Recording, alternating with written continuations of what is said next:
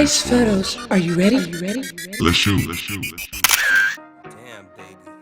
I think I love you, but. Alright, first we're going to start off with you introducing yourself and telling us a little bit about yourself. Okay. Well, my name is Cauasian. I'm not Caucasian, I'm Cauasian because I'm half Asian. A little bit about myself, I'm just an aspiring artist representing San Antonio, Texas. And as far as what I'm trying to do, I guess you could just say that I'm trying to stay in my own lane and trying to bring a fresh, refreshing sound to the city, something that they could be proud of. What first got you into music? Oh man, music. It started when I was a kid. Whether it's my parents' musical taste, ranging from the Mariah Careys to the Kenny G's to the Journeys to the Frank Sinatras to the Michael Jackson, and the list goes on and on and on and on.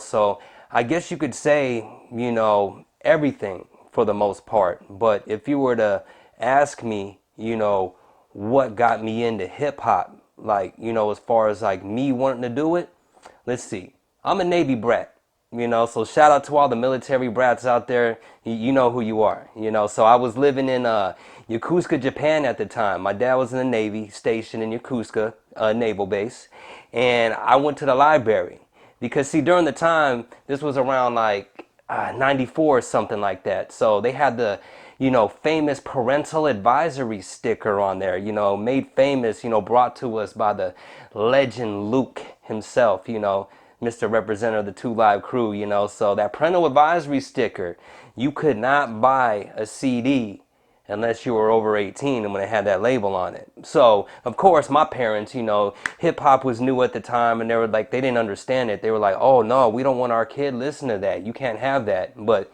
that didn't stop me from getting it. And lucky enough, we used to go to this library that was right next to our elementary school, Sullivan Elementary School in Yokosuka, Japan. The library right next to it. And sure enough, they had CDs that you could rent, and check out for a couple days. And lo and behold, in this book, there was only 2 CDs in there that were hip hop related. It was Ice Cube's Lethal Injection and Snoop Dogg's Doggy Style. And so listening to those 2 projects right there, soaking it all in, I guess you could say that's what put me on the path that I'm pursuing right now.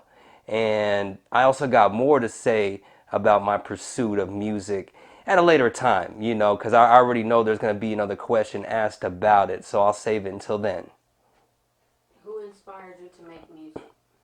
Who inspired me to make music? It was 2 main artists that inspired me to make music.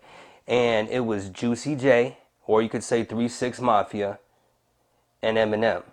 Those 2 people right there had such an imprint on my soul that I wanted to do this professionally and just actually do it and actually make my mark on this world, make an impact, climb that ladder that everybody wants to climb to eventually get to legendary status. But of course it takes a lot of work, a lot of perseverance and overcoming adversity, which builds character, but it was those 2 main artists that definitely left an imprint on me. How do you describe the music that you typically create? Well, the music that I typically create it's different. It's unique. It's abstract. I like to say that I'm an abstract artist with a wicked twist, because I like to point out the, I guess you could say, inconsistencies and contradictions of the world, maybe with the way people conduct themselves, how they treat other people, For example, I was raised all my life, for the point sometimes where people were just like, oh, he's a devil. Like I could see the energy in him. There's something about him. It started when I was 10 years old going to Catholic school, because I don't need to get into the specifics, but I was a smart little kid that wouldn't just, when I ask a certain question, when I say like, well, hey, I'm reading here in a book, which I don't need to mention which one. There's a lot of great scriptures out there, with a bunch of different similarities that could instill the morals and principles in you to become a good person in this life. But nonetheless, I would point out certain things and I would say, like, well, if I'm reading it this way, why are people acting the opposite? Oh, you're thinking too much. You need to just have faith in the book and not ask so many questions, because it is basically very devilish of you to even question what's going on. So from an early age, I was very into knowledge, soaking everything in around me. And like, basically, I tell everybody this all the time. Like, whenever I tell you something, don't ever believe anything I say, and don't believe anything anyone else will ever tell you. I don't care what their professional title is in life. They could be a doctor, they could be a cop, or whatever, whoever. Get the information yourself, let it resonate in your soul, and trust your gut feeling and come up with your own beliefs. Don't let nobody tear down who you were meant to be. What is your creative process like? My creative process, okay. I'm definitely going to be letting the cat out of bag in this one right here. And I don't really tell too many people this right here just because, I like to think it's not unique, but basically it's automatic writing.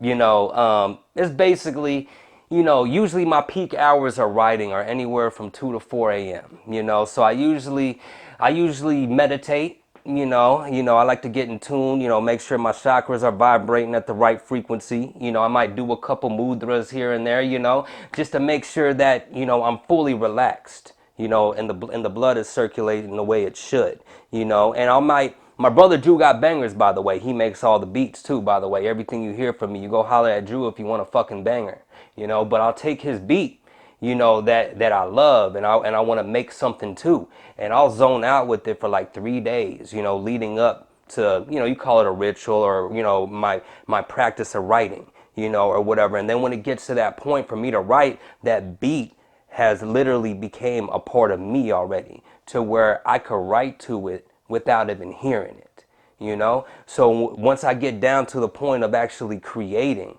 like I said, I'll meditate, get my mind and spirit right first. And then after that, I'll play the beat on my Bluetooth speaker, nice little Harman Kardon, however you pronounce it or whatever. And I'll just let loose. It just all comes out. Like I just sit there, vibe. It's like I think of the first line. It's like a freestyle. So I'll just vibe out to the beat. And most 9 times out of 10, I already know the first line I'm going to say anyways, because I've been vibing out with the beat for so long. So I'll just ride with that line right there. And then everything else is just magic. Who would you like to collaborate with the most? Well, it would be my 2 main influences. Like I mentioned earlier, Eminem and Juicy J. I already could see myself in the studio with them in the near future, just based off the work that I'm doing and the impact that I'm going to make in the city of San Antonio. Because like I say before, San Antonio is the 7th biggest city in the United States of America.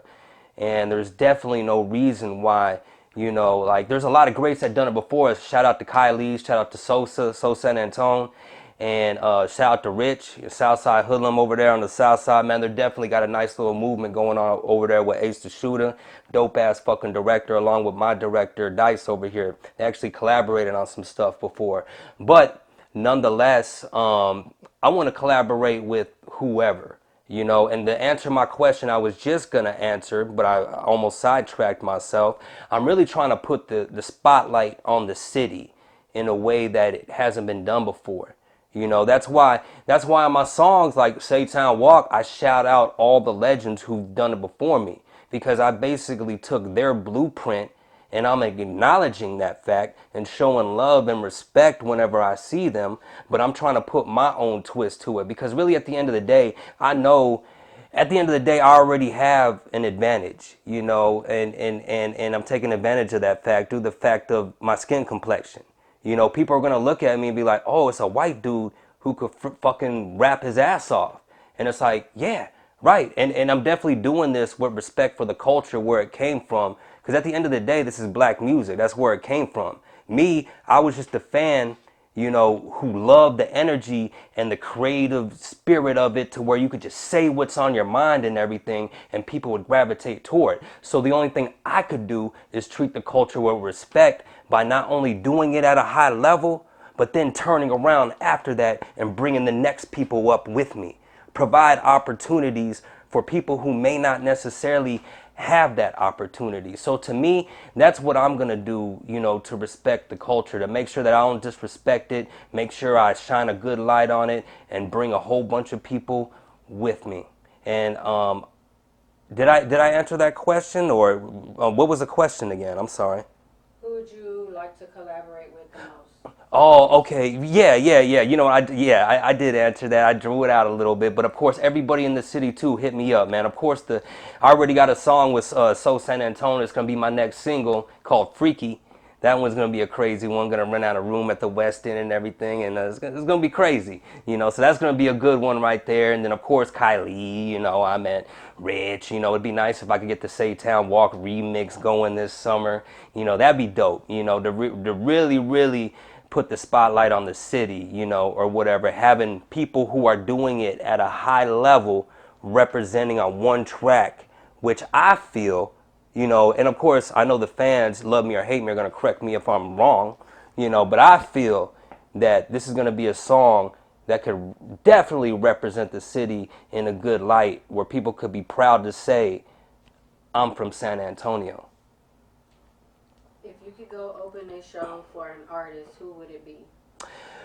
Well, I mean, if I could open up a show for any artist, I'm going to sound like a broken record, but obviously it would be, somebody, my two main influences, whether it's Juicy J or Eminem. Just based on the draw that they have. Well, not if, when I work my way to a situation to where I garner their attention, of course, just having that cosign and being on tour with them is going to open so many doors. For example, I have a dream of freaking performing at a sold out show at the Alamo Dome. Like, not the Illusion Theater, which is the Alamo Dome, but I'm talking about the whole fucking thing, or whatever. And that's why if I was to choose to work with anybody, it would be those two people, like people who are on stadium status, because you imagine somebody like Eminem, I get linked up with him or whatever. Imagine him be like, you know what? Hey, we're going to do a show in your hometown at the Alamo Dome, man. I'm going to headline the shit or whatever, but I'm going to introduce you and shit or whatever.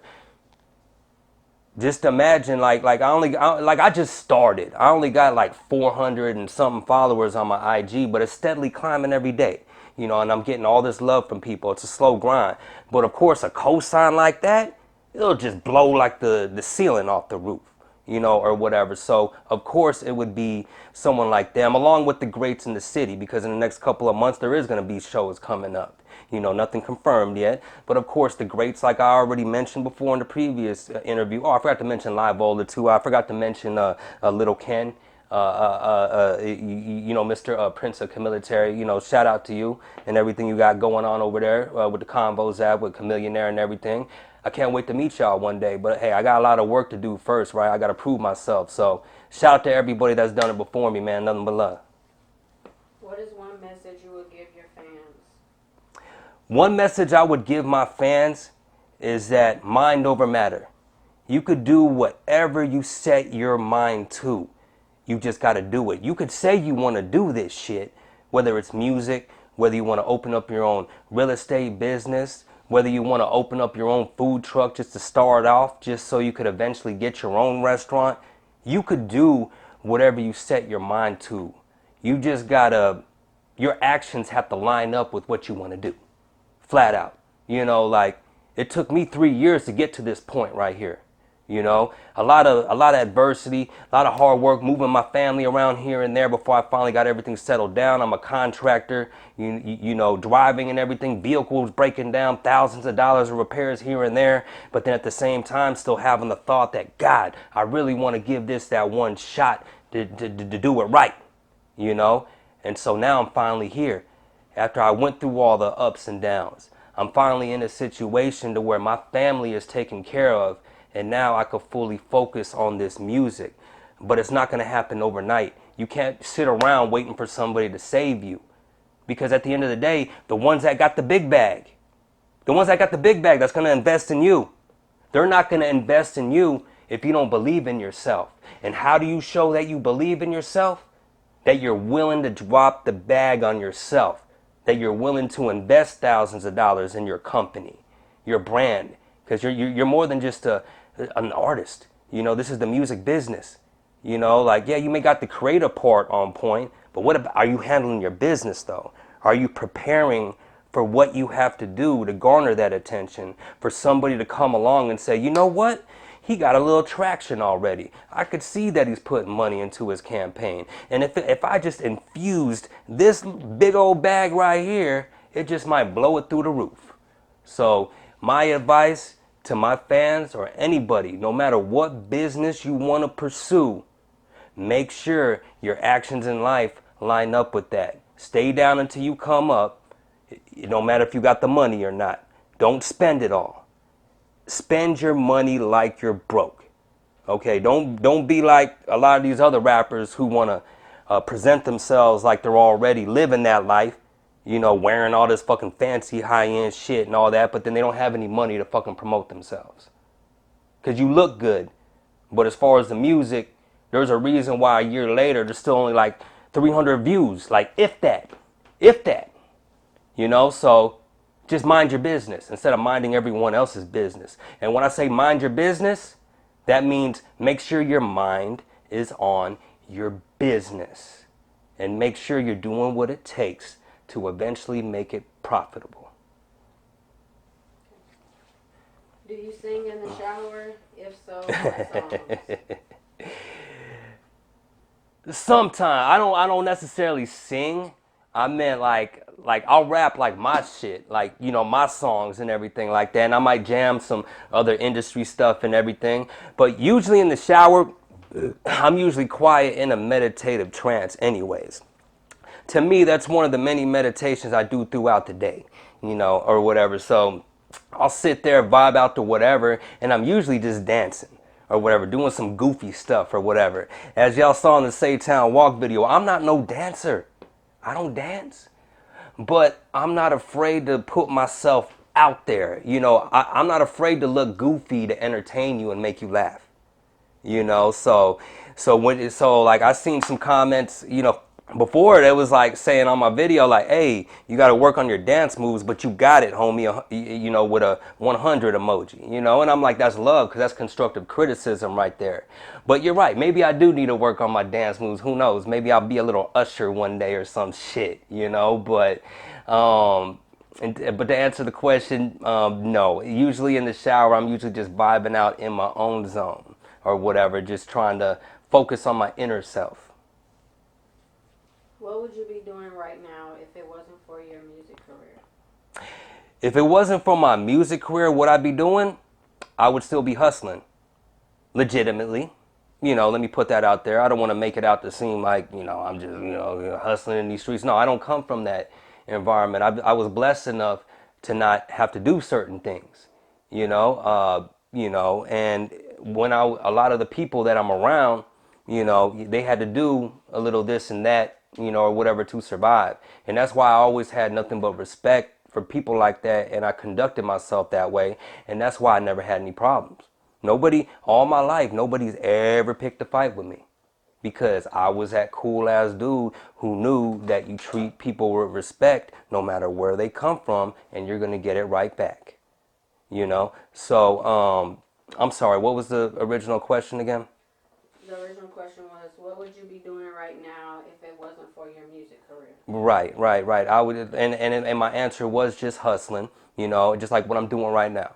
You know, I'm an independent contractor. I own my own company, Top 4 Courier Service, you know, and, you know, I contract with a company called MedSprint. You know, they're actually owned by Lab Logistics right now.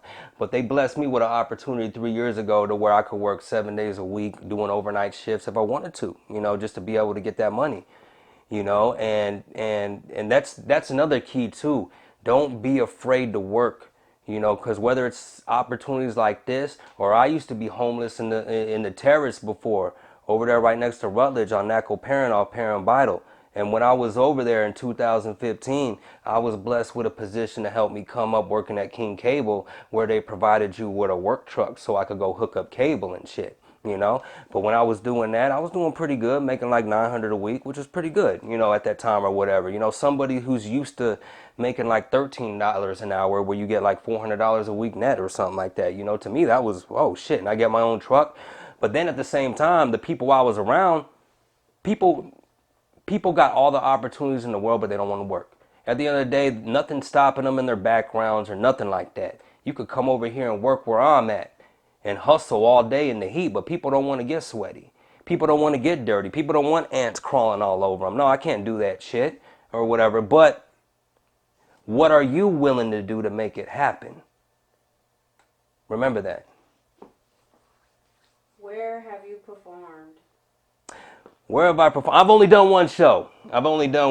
It's for a local artist here named Vision. The Glory Show that he had about a year or so ago, where he got a bunch of all the local artists, got them all together. They recorded their Glory album, you know, and got them all performing and shit. It was cool, whatever. I ended up opening that thing, you know, and I would like to say that from that performance right there, I definitely made an impact. You know, people saw all the love that I got when I came off stage.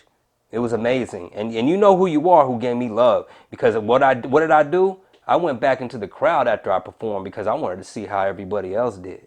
I didn't want to hang out backstage and hang out. Because really at the end of the day, I didn't have no product, you know, to even, in my mind, stand next to y'all yet. You know? Even though y'all just witnessed what the fuck I just did, to me, I was still on the outside looking in. So I went back out into the crowd, but shout out to everyone that, show me love and everything. That was actually the first time I met Kylie and everything too. And, you know, he's a real ass dude, you know, like you could approach him, talk to him. Even when he went backstage and when he left, as he passed by me, he looked at me. I was like, "Have a good night, sir." He looked right at me with a smile. "Yeah, you too, sir. Have a good night." Real ass dude. A freaking and I don't want to just keep name dropping and everything like that, but that was the first show that I officially did, with plenty more to come. What are some of your favorite and least favorite venues? Well, you know what? I guess that's really a question that I can't even answer yet. You know, because that venue I performed at off Essex Street, I forgot the name of the place, downtown or whatever, but it was like an outdoor factory, or used to be, with the roof torn off with graffiti, dope art all up on the walls and everything. So that was a dope venue. I appreciate an outdoor venue like that, especially a festival setting or anything like that. But other than that, ideally, you know, if I was to pick, you know, or whatever, it definitely would be something like, if not the Alamo Dome, maybe what do they call that over there right next to the AT&T Center? Is it the Majestic, or they got like the smaller venue right now? I don't know. Nonetheless, it definitely would be a big venue where I could pack in at least 10,000 people. But I got to start out small first. So until then, I'm still working on getting those first 1,000 pre-sale tickets at $20 a pop. But until I get to that stage right there, you're just gonna have to pay attention to what I do, because one thing's for sure is that I'm gonna keep on working. Do you have any upcoming shows? Not yet. I could say yes, unconfirmed, because I know for a fact that there's, after this coronavirus blows over and everything like that, yes, I already know there's going to be opportunities coming to me. But that's all in my head, law of attraction, just attracting that energy towards me. The only thing that I could focus on right now is building my brand so that I can make sure that does happen. How do you feel the internet has impacted your music business? Oh, tremendously. The internet, opened up a new avenue of promotion that, didn't exist back in the day. Back in the day, it was all about face to face, organic, printing out the flyers, getting out, shaking hands, kissing the babies. And then, you work your way up to where you could get into some media outlets, like maybe get on radio, and then eventually other media outlets out there, But now it's pretty much wide open, which is good in a sense, because you could still do the organic face to face marketing, which is very important, so people get to feel your energy and feel who you are as a person. person. But now with the internet, Jesus, you could put $1,000 in a Facebook and Instagram campaign and have over 100,000 people see it. That doesn't mean that freaking they're all gonna click on it either, because I only been running my campaign for about a week, with about 25,000 people reached, but I only got about 1,600 of them that actually clicked on the link, which in turn you could, if you check today is let me look. I'm gonna break out my phone because the video was released on the 16th, my birthday. It's the 27th today, March 27, 2020. You check my stats right now. I'm over 3,100 right now views with like 320 something likes and like 18 dislikes. Which comes with the territory. Not everyone's gonna like your shit. But what I'm trying to tell you is that that's all due to the promotion that I'm doing online. And I haven't even got started with the face-to-face promotion and getting out there. So that's what it takes. That's the difference between somebody who doesn't even have 100 views on their video and somebody like me who's already building brand awareness and has fans reaching out to them telling me how much they love my song and my music from what they heard online at Spotify, Apple Music, and other streaming outlets out there. And that's, like I said, that's what distinguishes somebody who's serious about their business and somebody who's just doing this as a hobby for fun. Because like one thing's for sure is I don't spend all this money that I'm spending to not get a return. I'm not doing this for kudos and say I did this and that to whatever. You know what I'm saying? I did this to make some fucking money. And in my opinion, everyone else should be doing the same thing. Okay. What is the most trouble you've ever gotten into? The most trouble I gotten into, I mean, like it started, like it goes back into the story where I was talking about the parental advisory sticker when I was in. Now this is the smallest part of it right here, but I mean, whether it was me stealing over 50 CDs from the Navy Exchange, that was until the day that freaking I brought in this guy named, I'm not gonna say his name. Let's just say CM. If you watching me in Yokosuka, Japan, you know who I'm talking about, CM. That's his initials right there, but he wanted to come in on it and everything, but he was a little shook and everything or whatever, so you could tell. I remember watching the surveillance footage like, oh my God, this motherfucker just gave away everything. No wonder I was caught. But yeah, I did whatever I could to get my hands on some music because my parents wouldn't buy it for me, whether it was whatever they had at the library or whether I was stealing the shit just to go home and put my headphones on. And then when I got older, I mean, maybe it's dealing with the wrong female and getting a bullshit assault case, that ended up getting dismissed, or whether it's getting a bullshit fucking misdemeanor charge for possession of marijuana. But other than that, nothing. I mean, honestly, if you ask me, I'm just a normal person who made some mistakes in their life. Nothing too serious and nothing to really brag about. And I wouldn't have even brought all this stuff up if it wasn't asked. What is the best advice you've been given? The best advice I was given, I believe it's what I mentioned earlier, to stay down until you come up, act broke even though you got it.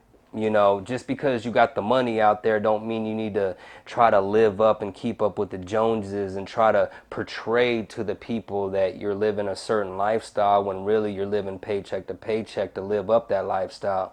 Like I could have had a nice little spot in Stone Oak with the money that I make. Anybody here from San Antonio knows where Stone Oak is at, but really at the end of the day, if I did that, I would have been like lifestyle poor.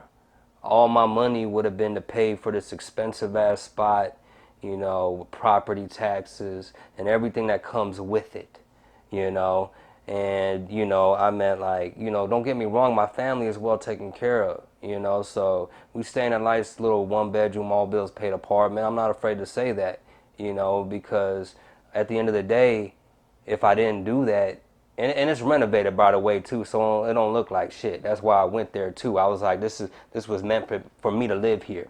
But I did that so I could save up and have the extra funds to push a campaign the way I feel it should be done. I'm not saying it's the way it should be done.